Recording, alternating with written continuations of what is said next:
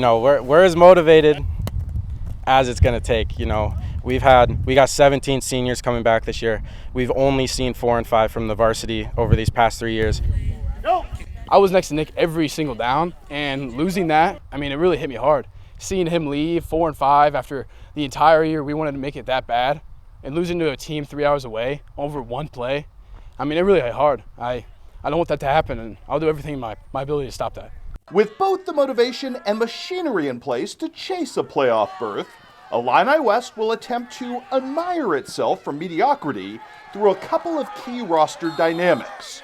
A largely veteran offensive line for one. Offensive line's a tough position to play, and the more experience you got, the better. Going from a JV spot to varsity is huge, and just knowing that, it's an extra step faster, so each time those guys get more reps is valuable for us, and we've got a ton of guys that are vying for spots now. So it used to be we just plugged people in because we needed to, but now we've got so many guys that can play that spot. It's really started to breed some competition, which is great to see. The strength of the line this year, is incredible. We have so much depth. We've got third string and fourth string who frankly could play first team if we needed to, if we had injuries.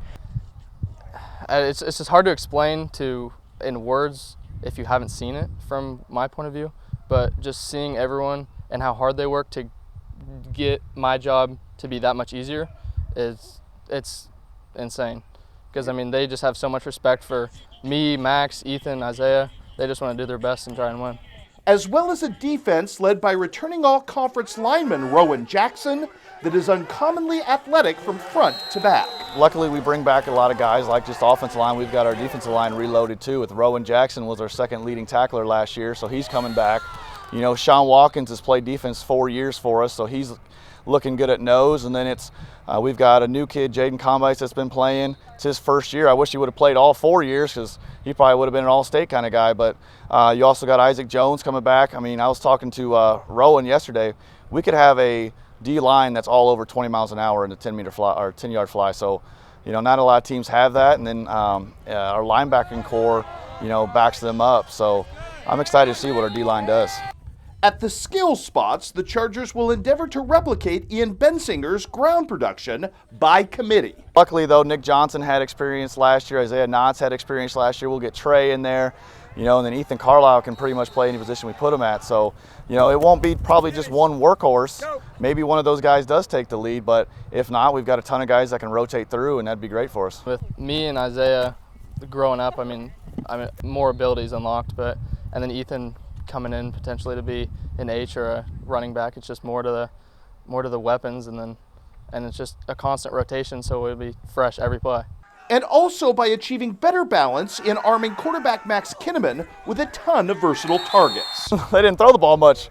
No, we've got some guys that can play wide receiver. Sparky, Steven Sparks is a physical guy. He can go up and get the ball. Kyle Stonger's been good at wide receiver. Trey's more of a slot guy. But we can, like I said, we've got guys that can just rotate through, and that's great to see too. And they're physical. They want to hit people. So not a lot of teams don't have wide receivers like that. So I'm grateful that we have them.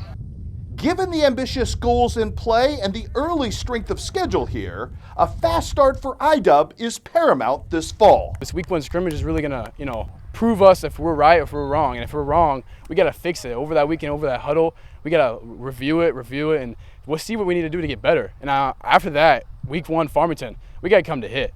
If we are the workhorse that we think we are, we're gonna be right there, right in front of their face at all times. They're conference champs, and I believe our team has the ability to win. We put in days, you see the work that we put in out here every single day, put in all these reps. And, all I got to say to that is, when you are a great team in Illinois, they don't just call you a great team, Chris. They call you the Illini West Chargers.